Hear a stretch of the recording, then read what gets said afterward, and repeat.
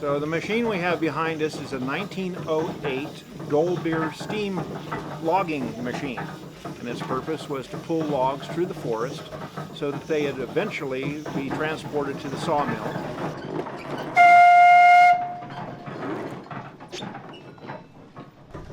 So this steam engine operates essentially by a wood fire boiling a steep kettle full of water, creating steam.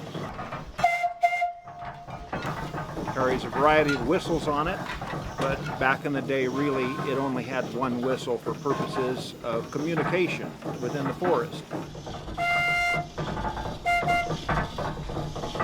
If there was a need for communication over the side of a hill, they would have what's called a whistle pump, a small boy that had a wire that was attached to the whistle, and he would watch the logging operation below and then pull the whistle at the right time so that the steam engineer could engage the machinery and pull the log up from an area where the engineer couldn't exactly see it.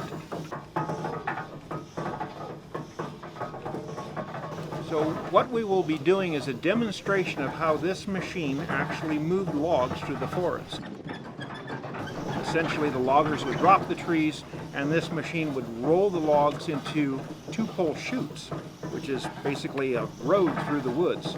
They would drag these logs through the woods, eventually dumping them into Shaver Lake. It would be gathered up by the steamboat, the Michigan, transported over to the sawmill. The sawmill would then cut them into boards.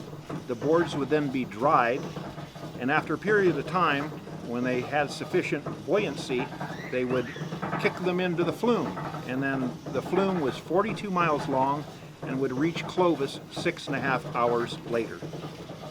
So at the turn of the century, this was the latest and greatest technology.